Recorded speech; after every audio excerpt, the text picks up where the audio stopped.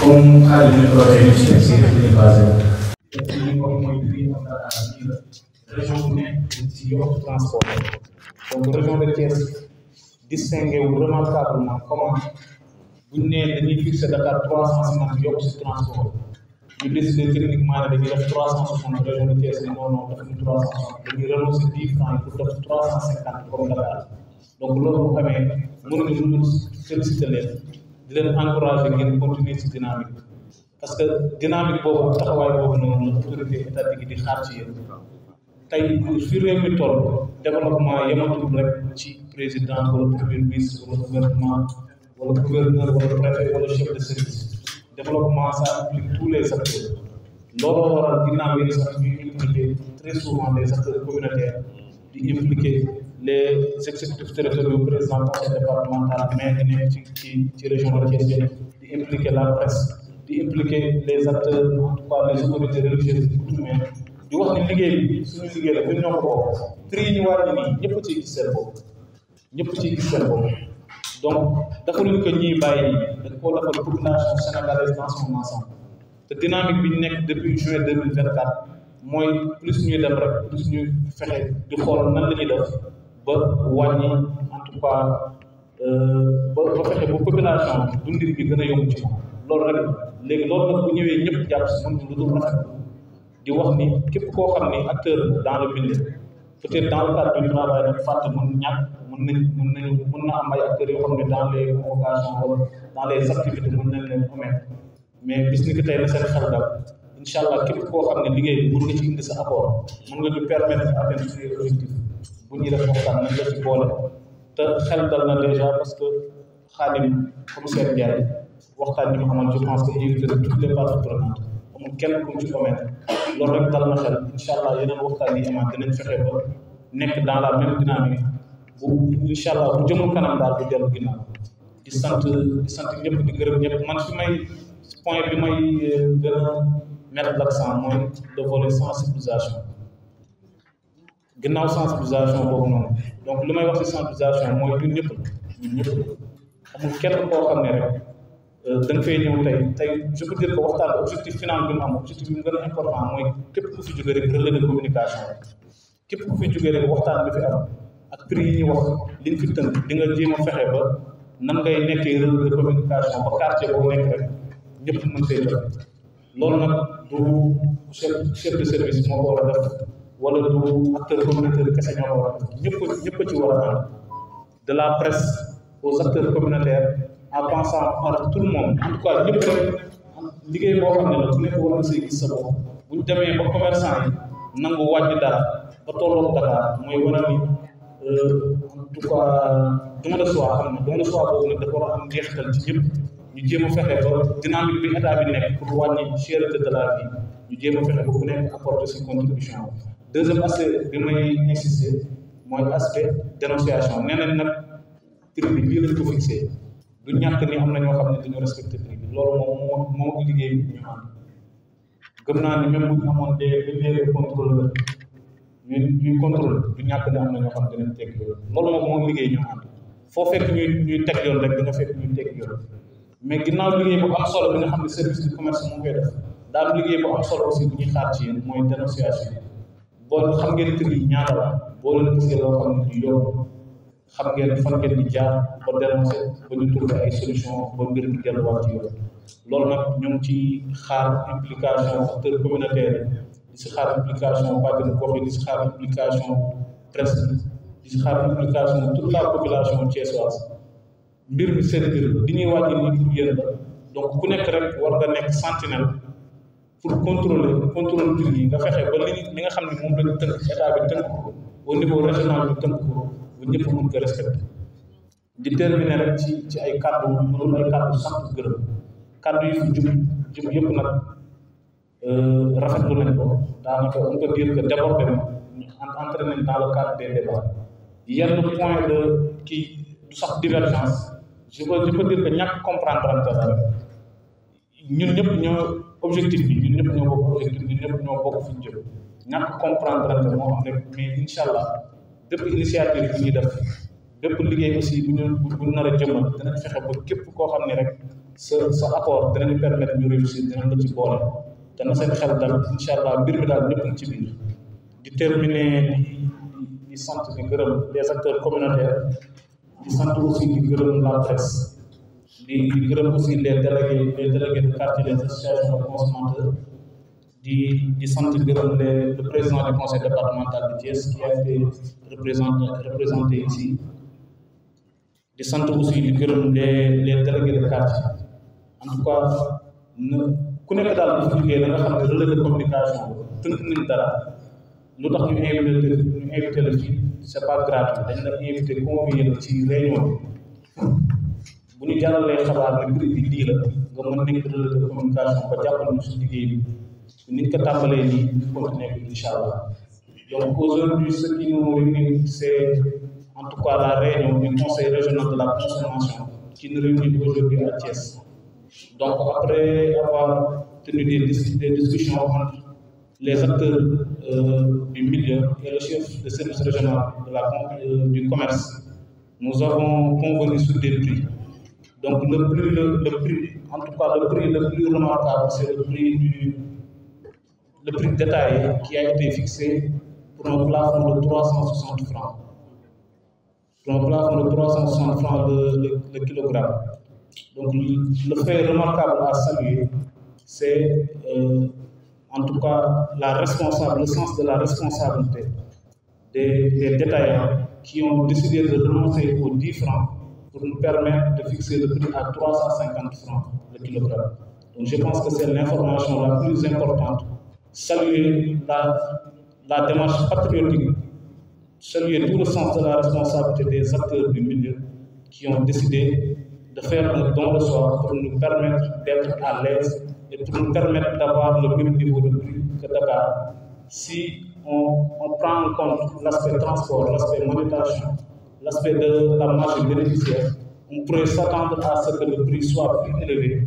Mais alhamdoulilah, à Thiès, nous avons des acteurs responsables, des acteurs patriotiques qui ont décidé à renoncer à une marge bénéficiaire pour nous permettre d'avoir les mêmes prix qu'à Dakar. Donc nous ne pourrons terminer sans remercier et saluer la présence des autorités administratives, notamment le préfet du département de Thiès, qui joue un rôle remarquable dans ce domaine-là, le préfet du département de Tivaouane et le préfet du département de Mbour qui a joué un rôle important mais qui a été empêché. Saluer la présence des exécutifs territoriaux, notamment le président du conseil départemental. Saluer l'implication et la collaboration parfaite des chefs de services régionaux et départementaux, ainsi que l'implication de tous les acteurs communautaires de base,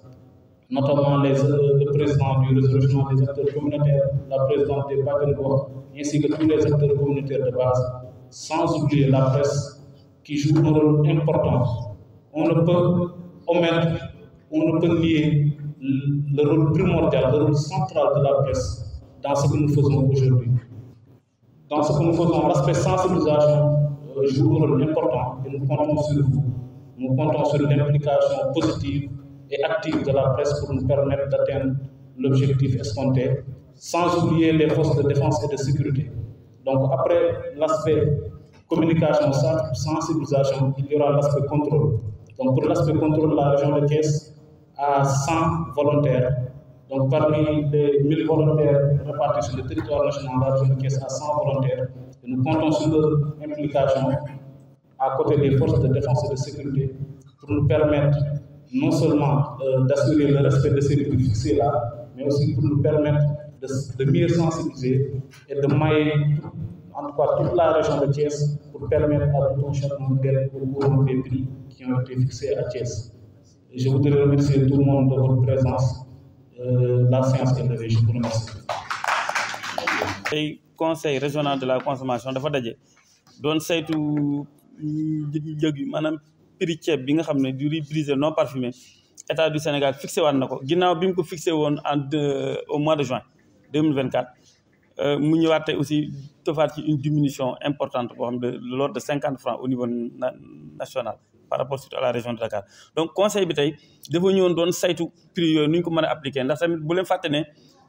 Dakar la ñuy jëlee produit suñ ko jëlee Dakar ki ko fa jëlee danañ ci teg forfait transport maanaam mooy transport am danañ teg marge bénéficiaire ak yeneen charge yoo xam ne moom ñoo ànd donc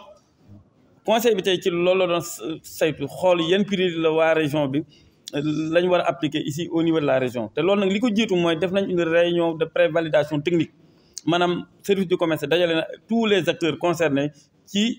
autour d'une réunion ba ñu waxtaan ba juboo ci prix bi nga xam ne moom lañ jàpp loolu c'est extrêmement important nga xam ne ñoom ñooy nangul seen bopp prix yi te maa ngi koy fàtte wax léegi ci français li ñu seetlu mooy prix yi ñu wax sax avant ñu koy tàmbali nit ñaa ngi koy tàmbalee respecté bu baax donc tey bi ñu waxtaanee ba juboo li ñu seetlu mooy bu dee ci prix gros bi sac bi mi ngi ci 16400 mooy junni ak ñaar téeméer ak ñeent fukk. 16400. waa ci dama jum ñetti junni ak ñaar téeméer ak ñaar fukk ak juróom-ñetti fukk 16400 francs ci mooy le sac de 50 kilogrammes loolu boo gisee liñ ci wàññi bon muy 2800 da ngeen may baal nag wala fi tuuti mais xam naa wàññi nañ ci 2800 mooy juróom-benn téeméer yu manqué ñeent fukk suñ ñëwee ci demi gros bi dox ñu wàññi nañ ci tamit sac bi léegi mi ngi ci 16700 sac bi mi ngi ci 16700 ñu wàññi ci moom tamit 2800 bu dee ci détail bi ñi ngi ko doon jaayee 415 ici dans la région de Thiès tey officiel techniquement bi ñu waxtaanee ba pare gis nañ ne waroon nañ ko mën a jaayee 360 muy prix plafond boo xam ne kenn waru ko yéegal waroo jaay lu ko ëpp waaye mën ngaa jaay loo xam ne mën nga jaay du ko yées donc kon ñu gis ne foofu aussi le niveau de la baisse se chiffre à 55 francs muy fukk ak benn boo xam ne wàññeeku na ci waaye nag bi ñu waxtaanee ginnaaw c'est des prix plafond comme ni ñu ko waxee association commerçant yi surtout waa ñi nga xam ne ñooy détaillants yi ñoom dañu ne ñaar dërëm biñ ci tegoon te yoon may leen ko ñoom teggi nañ ko may ñu kon ñu mën koo jaay 350 mooy juróom-ñaar ñu tolloo ak Dakar loolu nag mu doon loo xam ne lu ñuy rafetlu la mooy esprit de patriotisme la ndax xam nañu njariñ li nga xam ne moom la état du Sénégal di def ci prix yi coono bi ñu ciy sonn sur le plan budgétaire ak coono yëpp nga xam ne objectif bi leen la mooy fexe ba réduire le coût de la vie au Sénégal ñoom ils ont répondu favorablement ndax lañ fixé woon 360 ñoom nee nañ may nañu ñaar dërëm yi léegi ñu mën ko fixé 350 donc sachez que dans la région de Thiès le prix du riz brisé non parfumé woo ko ñu wax ordinaire bi mooy thaïlandais bi pakistanais bi ak yooyu ñi ngi koy jaayee léegi dans la région à 350 francs donc mu doon loo xam ne aussi c'est lu ñëpp war a xam la buñ fi jógee bis ni tey matuwaay yooyu xam nga état bu jëlee mesure yu rëy yi parce que tamit depuis juin ba nëgë ni boo defee le cumul de la baisse des prix du riz brisé ordinaire c'est de 100 francs depuis juin ak léegi ni état du Sénégal def na ay effort ba wàññi ceeb bi ci kilogramme bi à 100 francs effort yooyu su ko defee nag finalité bi lenn la mooy fexe population mën ko jëriñoo te loolu ministère du commerce am na ci rôle bu am solo bu ñu ci réew waaye da ci ànd ak ay acteurs wax naa la léegi ne la am nañ recrutement bu ñu def ci volontaire am nañ ci 100 yoo xam ne qui seront déployés pour nous appuyer ñu mën a jouer un rôle de relais de mën a transmettre information bi ak données yi pour ñu mën a def suñu liggéey bi nga xam ne moom la ils seront déployés dans toute la région mu fekk si woon nag un maillage boo xam ne dañ ko doon def ànd ko ak les relais communautaires wax naa léegi ne la bàjjenu gox yi liggéeyoon nañ ci liggéey bu am solo ci première vague bi dañ koy continuer ak ñoom boole kook aussi les associations de jeunes les autorités coutumières religieuses ñoom ñëpp la ñuy boole ñu jàppale ñu ci liggéey bi ndax xam nañ ne chaque jour ñu ngi ci terrain bi waaye nag effectif bi doyul kon le travail de maillage doit être complété par un système boo xam ne moo ñu permettre ñu impliquer l'ensemble des acteurs te loolu ci loolu lañ jëm pour ñu mën a am li nga xam ne ni moom la état du Sénégal bëgg ci prix yi nga xam ne wàññi na ko te population yi war ko jëriñoo. dogal bi tey la tàmbali. waaw bu ñu fi jógee rek danañ ko tàmbali waaye li ci am solo mooy commerçant yi ñoom déjà tàmbali nañoo appliqué te ci fan yii di ñëw bu ministère du commerce bu ministre bi jëlee texte bi danañ ko gën a vulgariser mu yaatu pour ñëpp